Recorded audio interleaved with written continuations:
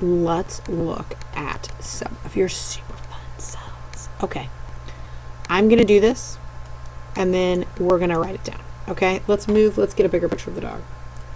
Boom, giant picture of the dog here. And I just want to go through these a little bit, and then I will write them down for you. And I do not know why the dog keeps moving. No, stay, dog, stay. Okay, you have cubal epithelium. So this is your first, oh, I have to turn my head. This is cuboidal. This, like, what do you think that's going to be, right? It's going to be some kind of secretion. It's just like a secretion. It's like, you know, your kidneys, glands, like your thyroid gland, all are going to have this cuboidal epithelium. It's like, looks like a cube. So then you have simple columnar epithelium. These look like bricks, but not bricks stacked like this. Bricks stacked like this. They look more like books, but they call them bricks. This is going to be anywhere that, again, secretion and absorption. So these guys look, again, a bit like tile, and this is going to be in your intestines, where you need to both secrete digestive juices and you need to absorb stuff. Look at how big and squishy that's going to be for absorbing stuff. It's perfect for your intestines. Don't worry, we're going to come back and write these down, so don't panic. Then you have your simple squamous epithelium. I think that might be my favorite. I think it's just fun to say. Simple squamous epithelium. Just look at this guy. It's like a thin plate of stuff. What are you going to use that? What's going to be good for something like that? Let's say I want to, so here we kind of want to absorb stuff. We want to absorb it in here. This is like, you just want straight diffusion. Like if I'm going to design a semi-permeable membrane, it's going to be simple squamous epithelium, people. Exactly, right? That's exactly what you're going to say. This is going to be your blood, your air sacs, your thin, any kind of thin leaky tissue. Anything that if you think, wow, that would make a great semi-permeable membrane, simple squamous epithelium. Semi-permeable membrane, right there. Pseudostratified columnar epithelium. This is just to make you seem smart. This is a single layer of its various lengths. So it really is kind of simple columnar, but it's pseudostratified, so they're not all the same length. So they have to call them something else. And you're going to find these guys anywhere that creates mucus. So you got some mucus there in your throat. So if you're a wolf, especially. So you got some pseudostratified columnar epithelium there. It's a great mucus. And then you have your stratified squamous epithelium. This regenerates rapidly. This stuff is like, look at all these layers of stuff. This is regenerating rapidly. So you're going to want this somewhere where you're rubbing stuff off, like your skin, right? So this is going to be your skin, your mouth, any place that regenerates cells really quickly is going to be stratified squamous epithelium. Okay, that's the dog. Boom. So I hope you labeled your dog. Now I'm going to just write these in for you so that we are all on the same page with this. This is, I'm going to call it dice, because I think it looks kind of like little tiny dice. And it's going to be secretion, and it's going to be in the kidney. Okay? And thyroid. I just want to be thorough. So I am briefly going to just get rid of this dog. The dog is in your book. So if you need the dog, if you miss the dog, you can find the dog in your book. I think these are going to be like bricks. And it's going to secrete and absorb like your intestine. Like intestine. Right? Okay. Simple squamous. My favorite. Shanie's favorite type of tissue. I don't know why. I just think it's awesome. It's for diffusion. Such as your blood vessels and lungs, and anything thin and leaky. Your lymphatic tissue is super leaky. We'll talk about that later, though. Give you something to look forward to. Leaky fluid. Pseudostratified This is just going to be single layer, and it's going to be mucusy. Mucus that lines respiratory tract. There we go. And stratified. This regenerates rapidly. Not in red. Regenerates rapidly, such as skin and a mouth. We'll put mouth there too. Hello, I'm back to talk about connective tissue. I know you guys are excited. I know you were thinking about turning the videos off, but you came back because you wanted to know about connective tissue. I know you do. Let's get the dog. Let's get the dog leg. Okay. I don't love how your book does this, by the way. It's not super intuitive. I just don't like how they classify it. The loose connective tissue as its own thing is sometimes not its own thing, but it is in your book, so we're just going to talk about it as such. Loose connective tissue. This is what they're talking about. They're talking about the stuff between your skin and your organs. Loose connective tissue. It's like the squishy that makes you squishy. That's your loose connective tissue. It's sort of elasticy, and it has two different types of fibers in it. Like a collagen fiber, kind of an elastic fiber. Because again, it's the squishy. It's between your, what did we just say that was? It's between your stratified squamous epithelium, which is your skin, which regenerates. So your stratified squamous epithelium is attached to your loose connective tissue. Don't you love this chapter already? I do. Okay, so loose connective tissue. We're going to write this down again, so don't panic.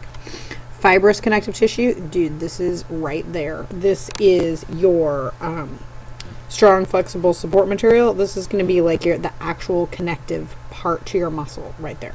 That's what you think of as connective tissue is actually this fibrous connective tissue that's going to actually connect something to something else. What else is connective tissue, which is not super intuitive to you, if you don't already know this, is bone. Bone is connective tissue. This is the bone in the dog leg right here, and it's connective tissue. I know, it's difficult, but trust me. Then you have adipose tissue, your friend and mine. Little fat droplets right there. And this, like, even the wolf leg has adipose tissue. So no one's judging the leg. It's just adipose tissue to keep him warm in the winter. There's this little adipose tissue also under connective tissue. Then we have cartilage. Everybody's part in your ear, part of your nose. The part in between the bones to keep them moving nicely. This wears down as you get old. That's kind of a bummer. So you have cartilage right here. This is your cartilage right in this area.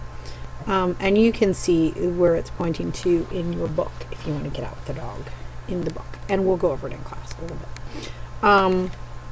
The other thing that's actually connective tissue is your blood. Again, it's a little bit weird, but your blood is also connective tissue. So it's not just what you think of connective tissue is loose connective tissue, the stuff that connects your skin to the rest of you. But that's not the only kind. So let's write it down. Let's get rid of the dog leg here and write some stuff in. So what is our loose connective tissue? This is going to be binds epithelium. Let's do that. Binds epithelial to tissues and organs.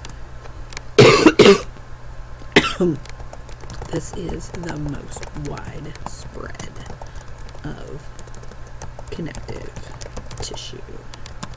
It's just what you think of when you think of connective tissue. Cartilage. Cartilage is strong, flexible support material. Strong, flexible support material. Do I want to say anything about cartilage? No, I don't think I do. Fibrous connective tissue. This is going to be your tendons and ligaments. And it binds, again, it binds to epithelial.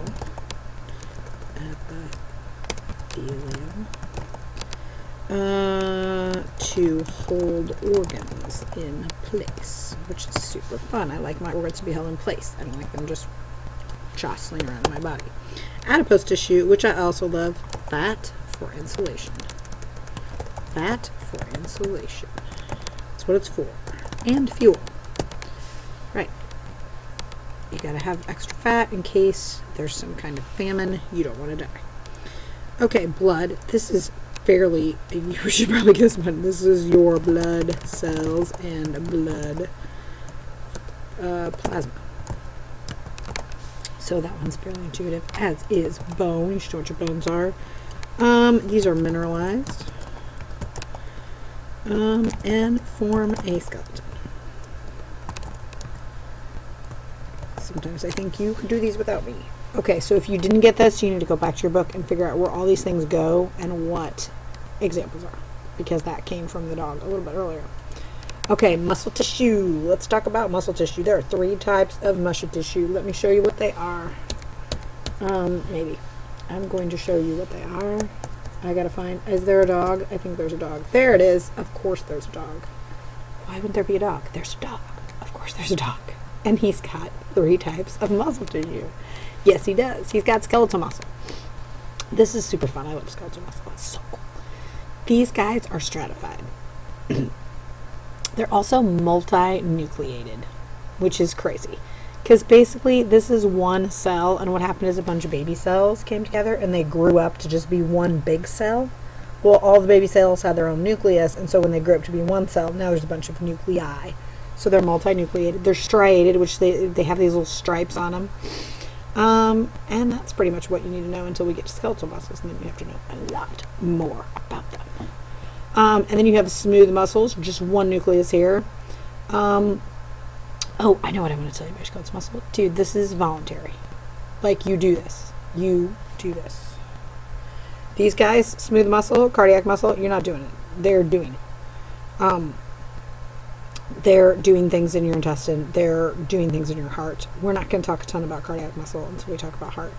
But we may talk about these two. Just, just look at the general, just looking at them generally, and that is your muscle types. So let's write it down, shall we? Yes. So what did I say? Striated, of course. Multinucleated. I think there's one multinucleated. And voluntary. Right? Versus cardiac muscle, which is also striated. I didn't say that. Sorry. But it is. It's striated. It has one nucleus, not muculus, nucleus, and involuntary. And then your smooth muscle. Oh wait, did I do those in order? Contractions of the heart, one nuclei, involuntary, striated. Smooth muscle, involuntary tubes, involuntary. This is of course your heart. Let me put that in case the word cardiac didn't clue you in. Heart. Involuntary, not striated, and one nucleus. And this is in tubes. It makes tubes. Makes up tubes. Tubes such as GI tract and blood vessels. So those are your muscle types.